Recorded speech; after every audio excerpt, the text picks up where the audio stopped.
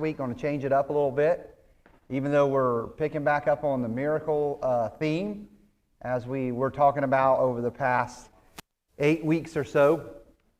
That guy who taught last week, I'm not going to mention his name, but he kind of took it verse by verse, and so we're going to kind of do that tonight. If you want to make your way over to John chapter 21, we're going to give you a bonus sign, okay? There was some speculation by a couple of people as to what this bonus miracle might be.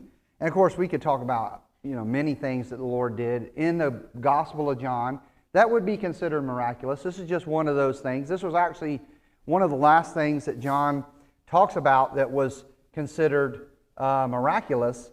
And it was miraculous in a lot of ways. And certainly miraculous it would be miraculous to me. Because I've never had a day like this in my life. And we're going to be talking about one of the things I love to do, which is fish. And this is when the disciples went fishing after the Lord had risen from the dead and was still showing himself. This is when the disciples went fishing. Peter went fishing, and so did the other disciples with him. So we're going to talk about that, and we're going to kind of take it verse by verse. But I've never had a day like this in my life fishing, and but I would love to. It would be a miracle if this ever happened. I don't expect it to happen. Actually, Ben and I are going fishing tomorrow, and we're going with somebody who apparently knows where the fish are and how to get them to bite and stuff. So we've hired a guy to take us out fishing, and so generally that works out in your favor when you hire somebody who knows what they're doing. My wife said we probably could have saved money by just getting in my boat, my John boat, and going out into the river. But we probably would have just got a sunburn and no fish. But in this case, we'll probably do pretty well. So that's our goal, and I want us to get right into it. John chapter 21.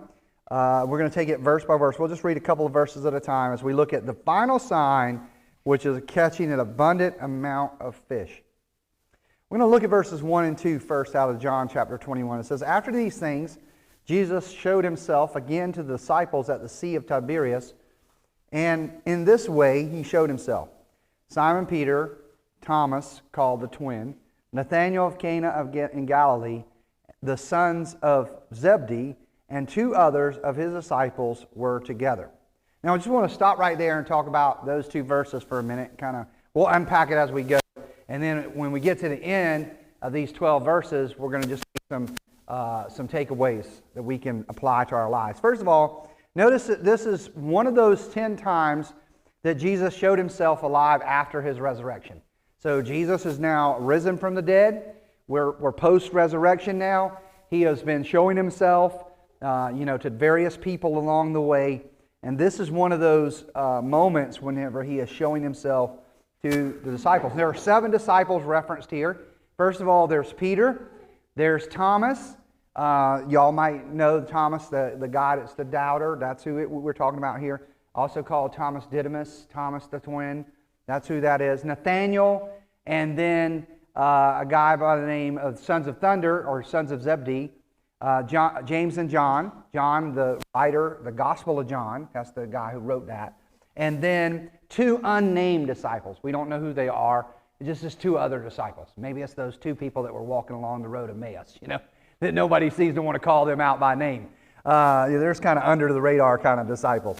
So that's what we see here. Now they are fishing in the Sea of Tiberias in the New King James. You might see it called Sea of Galilee. It might be called Sea of Gennesaret.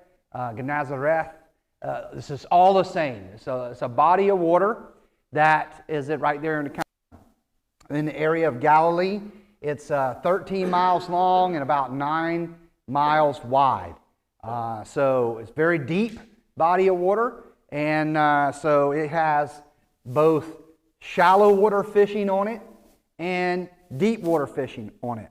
The shallow water fishing, by the way, in this type of culture and environment, time in which these disciples were living, fishing was a big deal. It made them a lot of money. It was a big producer of money, revenue, tax money. It was a producer of food. Remember, how many times do you see the disciples eating fish? I mean, you see it eating a lot. You don't hardly ever see. You see anybody having a hamburger in the Bible? No, hamburgers weren't a thing. There's no ground beef. You didn't hear anything about that. That's it. It was just fillet of fish. That's it. There was no quarter pounder or anything. And it was, obviously they had lamb because that was all a part of the Passover type thing. So they would have eaten that, and the Lord definitely ate Passover. But even remember when we talked about the miracle of the feeding of the 5,000, what did they have? Fish and bread, right? Feeding of the 4,000, same thing. They had some fish and they had some bread. So apparently, I'm with Michael on this one. It's probably filet of fish sandwiches. It's what they were. But it was just a big deal. Fish was a big market. It was a big kind of career field, and most people would be involved in this, would be working for a fisherman. But that's not the case, as we're going to see in just a minute. And so they're fishing on this lake, and that's what's going on. So let's go ahead and read verses 3 and 4. We'll get more in. We'll talk a little bit more about fishing. Simon Peter said to them, I am going fishing. They said to him, we are going with you also. They went out immediately, got into the boat, and that night they caught nothing. But when the morning had come, Jesus stood on the shore, yet the disciples did not know that it was Jesus. So Peter says to the guys, I'm going fishing. There's a lot been said about this statement. A lot of preachers have preached on this. There's been a lot of speculation to, applying this. Was Peter in a depressed state? Was he in a backslidden condition? Remember remember the last time he saw the Lord alive? What was that like? It wasn't good, was it? He denied him 3 times, okay? And he looked into his face and he saw the disappointment in Jesus' eyes. Because the gospel tells us just that. That when Peter looked at him and he saw the eyes of the Lord, that he fled away. I can't imagine that. Could you imagine the heartbreak and the heartache that he felt as that he let Jesus down, that he loved Jesus and he let him down? Can you imagine breaking the heart of somebody you love because you know you messed up, that you sinned, that you caught red-handed, and you made a mistake? You've hurt them, you've betrayed them, you betrayed their trust, whatever you call it. You lied, you cheated on them, whatever it is, and you look in their face and you see not anger. Jesus was not angry at Peter, but his heart was broken over what Peter had done. Even though Jesus knew he was going to do it, right? I mean, he told him he would. And he was broken over that. And so Peter goes out dejected. We don't know, what Peter's condition was, but I've heard a lot of people say, well, he was in a backslidden condition. But you have to wonder that Peter was just a little bit distant, right? And that's the reason why I think Jesus did the whole thing where he said, Peter, do you love me? Peter, do you love me? Peter, do you? Then 3 times, and that happens in the same little story here, in the same context, as they're sitting there after breakfast. So, you had to think that maybe Peter was a little bit kind of had a little setback in his relationship with God and a relationship with Jesus. And so, what does he do?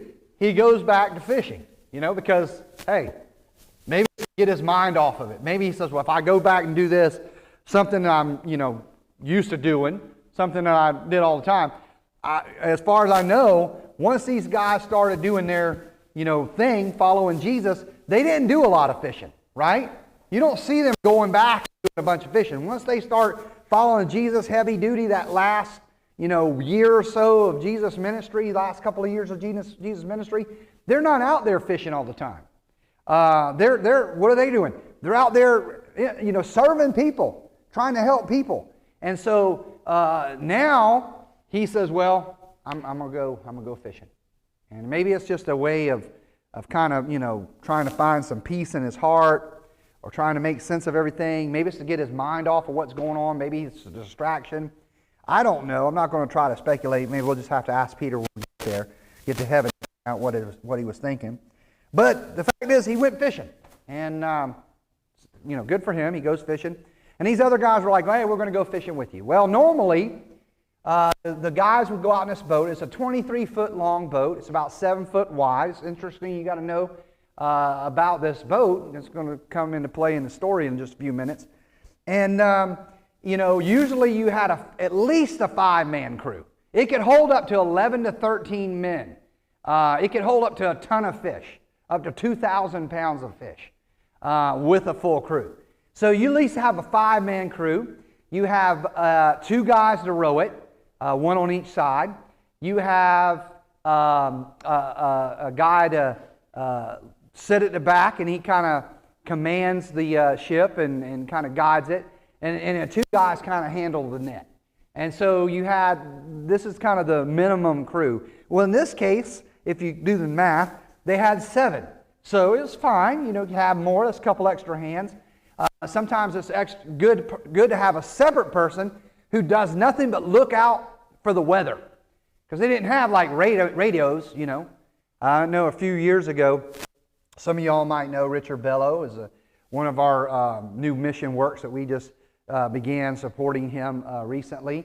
And he's now in the business of being a truck driver chaplain and going out to the different truck stops and talking to people and encouraging people and having church services and passing out gospel tracts and Bibles and such. And it's awesome to hear him talk about and see the stories of how he's able to, encourage people along the roadways. And so many of these men and women that are out there driving these trucks, they don't, they don't have, they don't go to church that often, or maybe they're on the road a lot and they don't have a lot of time to, be encouraged. And be a part of a church if they're busy doing on the road with their trucks. And so it's good to have that type of ministry. But for years, whenever he was pastoring a local church, he was if you know him, he loved to go fishing, and he loved to go deep sea fishing, and he would go out way offshore. I mean, I went out with him a few times, and a couple of times we would go out and we would drive away from Charleston, and we would just go for we would have to get there at 4 o'clock in the morning at the boat landing. We would leave, and we would drive that boat for 2.5, sometimes 3 hours out. And I would be watching the depth of the water, and it would be changing, it'd be like 100 feet, 120 feet, 150 feet, 160 feet. Start getting into 200s and the 300s and the 400s and the 500s. Finally, we get 1,000 foot of water, and it's like 1,500, and we 2,000 feet. So now we're in the fathoms of water, in the thousands of feet of water. And he said, okay, now we're where we need to be. And then we would fish on the top. And I was like, this is crazy. You go out in very deep water, but you're going to fish on the surface. And I always thought that was kind of ironic. But anyway, one morning, the first time I was getting to go with him, a lot of times I couldn't go. I was working and couldn't always work it out to go with him, and so he invited me to come. I was so excited. It was just going to be the 2 of us. I was excited about going with him. I wasn't necessarily excited about how much it was going to cost me. Because actually it's going to be cheaper than what I'm going to pay tomorrow. But still, it was a lot of money because you had to pay for the gas, and you usually had to help with the bait and ice and stuff. And as 2 people, it's pretty expensive. And so we were going to go, and I was excited about it. He said, meet me at the boat landing at 4 a.m. I was like, okay. So I meet him down there, and it's dark. We get in the boat. And we got everything ready to go. The boat's in the water. We got it tied up to the little, the floating dock and everything. We're ready to go. And he pulls the truck. He parks it. He comes back. The boat's running. The motor's running. It's just churning away. We're ready to leave. And just before he unties it, he said, I want to just check one last time the weather before I go. I said, okay. He says, makes sense. He said, we want to make sure it's good before I go. I always like to check one more time. And so he's checking the weather, and all of a sudden everything, all the instruments just cut off. He has no instruments, all of his electronics, his fancy, GPS and navigations and Lowrance and all these different things that tells him, how to autopilot and all that kind of stuff. It all just shut down. He had nothing on the boat. The motor still worked. It would drive. It would go, he said, and honestly, he said, Robbie, we could go out. He said, I fished these waters enough. He said, I could take a compass and a map and we can go and I could get us out there and back, no problem. He said, but I just don't like to do that. He says, because, I just don't like to go out without my stuff. He said, so we're just going to pack it back up. So it was a really early morning for breakfast is what we had. And it was cheaper. I didn't have to pay all that money, but it was always good to have an extra hand to look out over the seashore, because that lake of Tiberias, that lake of Galilee, the Sea of Galilee, would often churn up storms, and we've heard about those and read about those in the Bible. And so they would be out there fishing. And actually, Peter and Andrew were brothers, and they were in business with James and John. They had their business together. It's quite a successful business, because apparently Peter had a house and a fishing business, and that was kind of rare thing in Capernaum, right there near the Sea of Galilee. So because they were doing quite well. So they were, we don't read about that. If you go by what you read in the New Testament, they never caught any fish. But apparently they must have been doing something well, because they could afford to have a house, and they weren't working for somebody else. They were owning their own business. What that meant, you get to choose when you want to go fishing and when you didn't want to go fishing. You could choose what hours and what days, and when you're done, you just get done. You didn't have to, and it kind of worked out good. So when Jesus came along and said, hey, follow me, I'll make you fishers of men, they said, okay, and they were done. They could pack it up. Or they could leave their business in the hands of their hired help, which oftentimes would have to be the case if you had more than one boat. And they did have more than one boat, as we're going to read about in just a minute. The type of fish that they would catch in the Sea of Galilee was mainly three types. This would be what they were after. Be tilapia, which was the main fish. Tilapia was the main fish in the Sea of Galilee. Carp. I don't know what you would want to catch carp for, because I've heard that's probably, not too many people eat carp. You've got to be pretty desperate to eat that, but maybe they had another reason for it. And then catfish. And so it wasn't just the catching of the fish. They couldn't eat catfish. Catfish didn't have scales, and so it was considered unclean according to Levitical law. So they couldn't eat catfish, but they could sell it to the Greeks and to the Gentiles, which lived on the other side of the lake. So, they made money regardless. Those were the three types of fish that they did, and they went fishing at night. Why night? Why at night? Have you ever wondered that? Why do they go at night? Well, they didn't have the modern nylon nets like we have today. Theirs were made of like a cotton or some type of material that was, oftentimes they try to dye it, but it was very visible during the daytime. The sun would, the fish would see it. So to give them a little advantage, they went at nighttime when the fish couldn't see the net as well, and that helped them catch more fish. So they would fish all night. Then in the morning, they would process what they had caught. So they would be cleaning the fish, they would be separating them, they would be getting them ready to go to market. There were whole cities along this lake that were nothing but fish processing towns. Now, if you've ever been to a fish processing town in Alaska or somewhere like that, maybe up around the Minnesota or one of these lakes, I'm sure you probably wonder, it doesn't smell all that great. There's a lot of fish smell, and it sticks with you. If you clean a bunch of fish, you'll smell like fish. And so this is what they did. And then they took a lot of the fish once they had processed them, gutted them out, and those kind of things. They would put them in big barrels, just so, just some interesting information.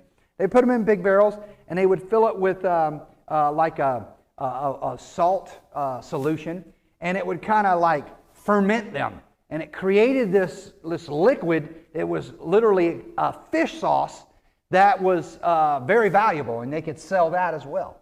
And that fish sauce pretty much went into just about every Mediterranean dish around there. Everybody in that area used this stuff.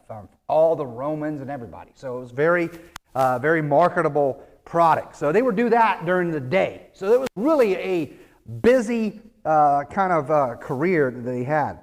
They were fishing all night, obviously, and this particular night they catch nothing. I don't know how many times they had nights like that, but in this one they caught nothing. And it was morning. Jesus comes on the shore. They don't know who he is because they're, a couple of football fields off the shore. They can't see who it is. They just know there's a guy out there on the shore, and they don't necessarily know who it is, okay? And that's kind of where we are in verse 4. Let's look at verses 5 and 6. Then Jesus said to them, children, do you have any meat? Or have you any meat? Or have any food? And they answered him, no. And he said to them, cast the net on the right side of the boat, and you will find some.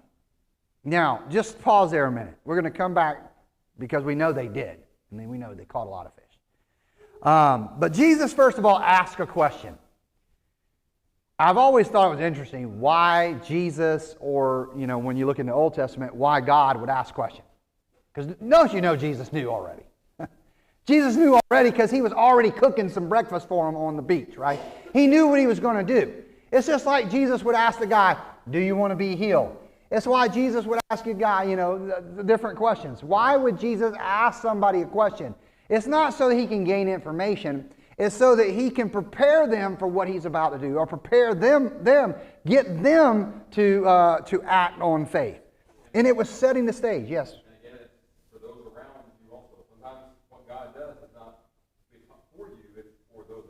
Yeah, it's to benefit others.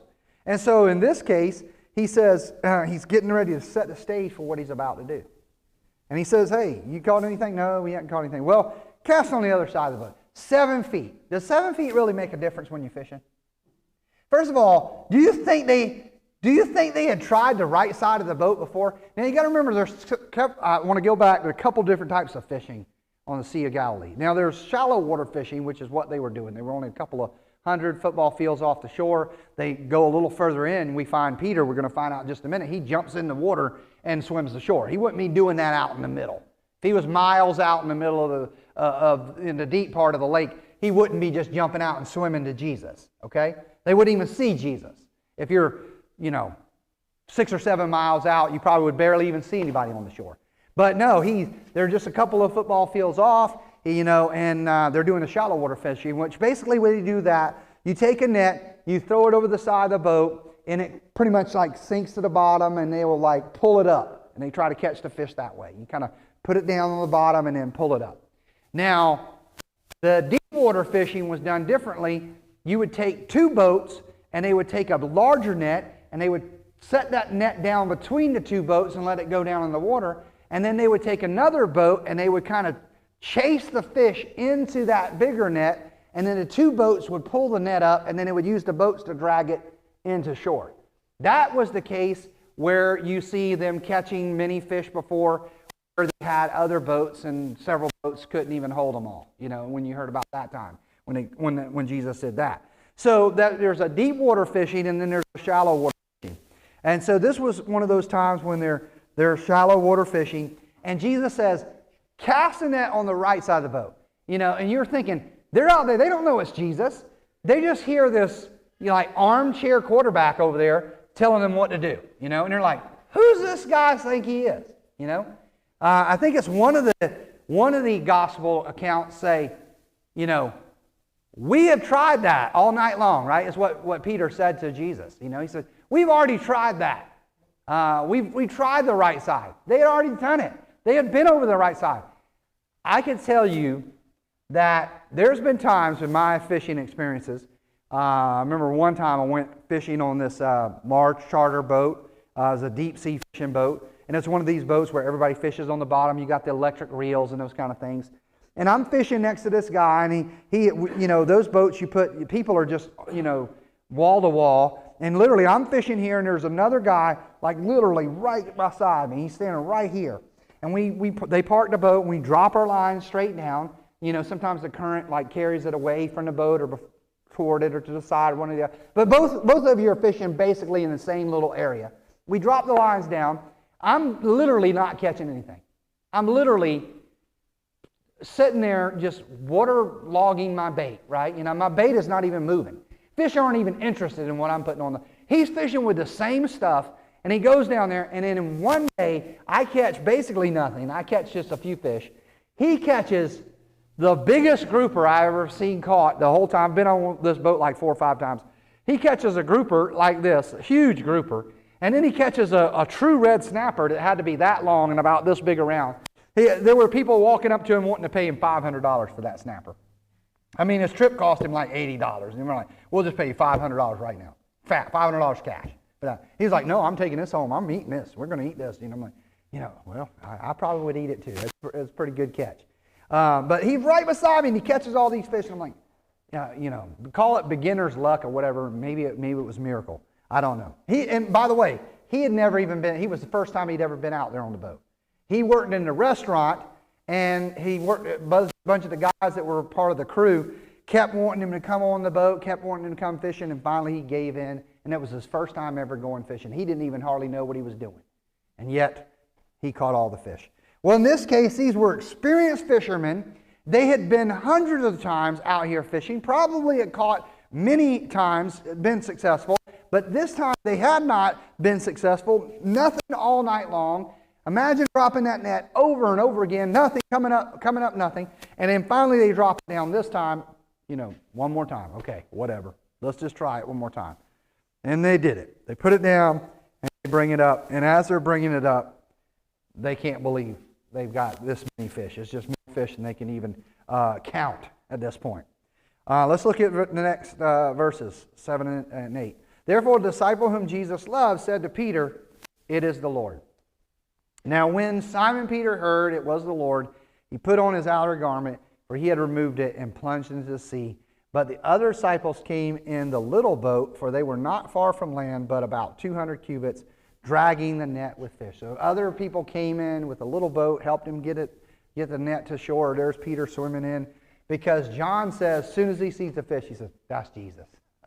John recognizes who it is. Not because he could see him, not because he could hear him, because he recognized what? He recognized the miracle. He said, "This is Jesus." No, this doesn't happen. This doesn't happen. You don't just catch fish out of the blue like this. He knows this kind of catch, this doesn't happen unless there's a miracle worker involved. There is somebody doing something miraculous here. And that's why John says, "It's the Lord." Peter jumps out of the boat. He's got to jump out of the boat, right? He's the only guy that ever does this kind of stuff. Everybody else stays in the boat and waits till it gets to shore. Not Peter. He's the first one out when it comes to Jesus. So he jumps out the boat, and then they find, they get all this fish and they start dragging it into the shore. Let's look at verses 9 and 10. Then as soon as they had come to the land, they saw a fire of coals there, and fish laid on it, and bread. And Jesus said to them, "Bring some of the fish that you have just caught." So on shore, they find Jesus had already cooked them some fish with some bread and some breakfast. He's already got it going, and he's taking care of them. And then he decides to bring them some of their fish, and he cooks some of their fish as well. I don't know what Jesus was cooking. Maybe he had a variety of the fish. But while he was doing that, while some of the disciples are doing that, obviously John was present because he's the writer, and he's over there doing that. He has to point out what Peter's doing. You know how John does? John gets his jab in. He says, "Okay, I'm over here with the Lord, looking at what the Lord's doing for me and for us. And here's Peter. What is Peter doing?" Peter went over, and he dragged up the net to the land, full of large fish. These weren't like a bunch of minnows or bait. This was big fish, 153. And although there were so many, the net was not broken. Jesus said to them, "Come and eat breakfast." Yet none of his disciples dare ask him, "Who are you?" knowing that it was the Lord. Now it's interesting. We'll get to verse 12 in just a minute. But first of all, interesting verse 11. Peter drags the net up, and then he counts the fish. This is not odd that you would count fish, because that's how you process them. First thing you do is you count them. Now, here's another fact. In the Sea of Galilee, there are 153 species of fish known in that sea. Now, whether it was 153 different kinds of fish, we don't know. That would have been pretty cool, but maybe not so marketable, right? These were large fish, and some of those 153 species of fish, some of them are kind of smaller. So it's probably not the case, but that would have been even more so cool. We'll have to ask Peter when we get to heaven, or John or somebody. We'll have to ask him and say, was it really 153 different kinds, or was it 153 tilapia or whatever? We don't know. But there was 153 of them, and the miracle is that the net wasn't broken. Apparently, this kind of net wasn't made catch this many fish, okay? That's why John said that. I imagine when Peter came back and told John, we were reading it kind of in the post-action as John wrote it all down as inspired by the Holy Spirit. But in actual time, John's over there with Jesus. Peter's over there catching it. Peter comes back and says, John, you're not going to believe it. There was 153 fish in that net. And then what does John says? I can't believe the net didn't break. That's what John says. You know, how did we catch that many? Yeah, these are large fish. He said, how did it not break? John said, this is a miracle. You know, it's like somebody going out and catching like a, 20-pound, bass on like 3-pound test line or something, or 4-pound test line. It's like, how did the line not snap? How did it not break? And so that was a miracle to John. Peter says, we caught this many. And then they recognized the fact that it was just that Jesus, they'd been toiling all night, and then instantly they caught all these fish. So we see the miracle there. But then notice verse 12. Why Jesus does all this. They come, they eat the breakfast, and he says, and none of the disciples dared ask him, who are you? Why would the disciples ask, who are you? Why would they? Why would John write that? Because they remember, this was post-resurrection. Last time they seen Jesus, he was on a cross dying, right? And they put him in a tomb. That's the last time they'd seen him, laying lifeless in there. Many of the disciples, not many of them, most of these guys hadn't seen the Lord yet. And so they're like, we're not going to ask him if this is really him or not. Did he look different? Maybe he did. Maybe he looked a little bit different. I don't know. But they didn't ask him who. They said, because they knew it was the Lord. How did they know it was the Lord? Because they saw the miraculous power that he had done. And they said, no one does these kind of things except for Jesus. They knew him by his power. Because they'd been seeing it all along. They had seen it from the first sign to the 7th sign. And this was just yet another sign that proved that Jesus was who he says he was. Jesus is God. And that made him Lord. And that's the reason why they never questioned him. So what can we take away from this miracle? First of all, we know that Jesus is always there, whether we can sense him or not. How many times were they afraid, or how many times were they toiling? Do you think Jesus was just asleep? Remember the one time when they were in the boat and it was being tossed about and in the waves, and Jesus was right there asleep. And we're like, do you not even care that we're perished? The other time when Peter walked on water, he was up there in the mountain praying. He was right there watching over them. Here they are, they're toiling all night. You think Jesus was just in his bed somewhere sleeping, or off in a distance doing his own thing? No, I believe he was walking that seashore all night and, had a few fish of his own caught so he could prepare them and get them ready for them to have breakfast. Jesus is always present. We may not see him. We might not even recognize him. And sometimes when he speaks to us, we might not even recognize him then. But we can recognize him through the miracles if we just pay close attention and don't miss it. Now, notice secondly, Jesus always provides. The Lord always provides, sometimes in mysterious ways, such as in the case when he says, hey, let your nets down on the right side. Sometimes it's different ways, and we need to pay attention to those things and realize that the Lord is always providing for us. Maybe he's going to provide for us a financial need by giving us a part-time job. Or maybe he's going to provide a financial need by, sending, a check in the mail or something. Or maybe somebody just blesses you with a love offering or a gift or something. God touches you physically or something, just in a small way.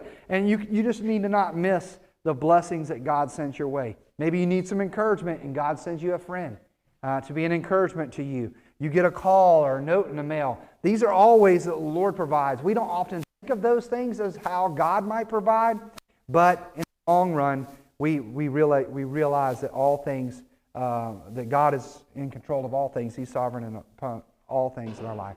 And then notice the third takeaway is that a little obedience goes a long way. These guys didn't have to do anything but let their net down one more time, and they were going to catch more fish than they'd ever caught before. They just had to do that one little thing. Wonder if they would have said, nah, we're not doing it. This guy don't even know who he's talking about. We're done. We're tired. We've worked all night. I'm not casting this net again. Hey, I've been there before. where we were, where I'm done. I'm not going to want to do it anymore. But Jesus says, try it one more time. And they do one more time. And maybe it's just a little bit more obedience. Maybe it's just one more step, one more day, one more act of faith, one more leap of faith, or one little thing that you can do to keep being obedient, and it'll go a long way. Notice also that Jesus doesn't need anything. God already knows everything. He doesn't need any information from you. We know the Lord asked these guys some questions, already knew the answers. If God is ever speaking to you or talking to you or asking anything from you, He's wanting to get your attention. He doesn't need anything from us, but guess what? He desires it. God doesn't need us, but He desires us. He desires what we have. And I thought it was so cool that whenever Jesus was on that seashore, He had food already prepared. He had bread, He had fish, and He said, hey guys, bring me a little bit of your fish that you caught too. Because He said, hey, I don't need your fish. Because apparently He already caught fish, right? He had fish from somewhere. I don't need your fish, but I do want them. I want your fish. And so realize that God doesn't necessarily need what we have or what we can offer, but He desires it. And that's an awesome thing to know, that the Lord can use us and He wants to use us in His service and in His kingdom to glorify Him and ultimately to be a blessing, to bless us and ultimately to glorify Himself. But it'd be really neat to know that Jesus just walk up to the edge of the water, reach down and pick up a fish, or did He actually grab a pole or a net of some sort? Yeah. He could have just walked up, reached down, picked up the fish, or Yeah. and then jumped up, whatever. Well, I guess we'll just have to wait till They walk on their little rear fin. Yeah. That's another thing we'll have to wait till we get to heaven to figure out and ask Him how it all worked. But remember the time He asked His disciples about the taxes, and then He got the fish, and then there was a coin in the fish's mouth, right? So He can literally reach into the water and grab a fish. I'm sure He could just do that too if He wanted to, reach in the water and get the fish. He commands the seas and the waves. I'm sure He can command the fish too. So, absolutely. Yeah. Yeah. We'll see the scars when we get there. That's right. And He showed them to Thomas, So very well, could have been that too. Could have seen that. It's going to be amazing. Lord Jesus still got those wounds in His hands. We'll see it. Whenever He comes back, the book of Zechariah says that His people will mourn because they will see the one whom they pierced. They will recognize Him when He comes back and returns to this earth the second time. And they'll recognize the wounds in His hands, which is pretty amazing. Even then, and that's going to be at least 1,007 years after the rapture, right? That He comes back. So, pretty amazing. That even after 1,007 years, He'll still have those wounds visible. All right, that's good. All right, guys. Well, this has been a good lesson for me to learn. Of course, I'm still working on the book that George gave me. Maybe we'll just have to do miracles for the rest of eternity. But it could be worse things to talk about, right? The miracles. We'll get into the next series in the next couple of weeks, and we'll start and see where we're going to go with it. But I appreciate you coming. I appreciate you being involved. Those of you who've been watching online, if you missed any of these, hopefully you can go back and catch some of them, and it'll be an encouragement to you as we realize the miraculous is possible each and every day. It's still happening, and it can still happen in your life. We're going to go ahead and go to prayer time. If you're joining us online, you'd like to present any prayer requests, certainly you can join, can leave them on the comments, or go to our website, riveroakcc.org, and leave through the prayer tab there. You can leave a prayer request, and we'll pray for those things. But until next time, may the Lord bless you and yours always.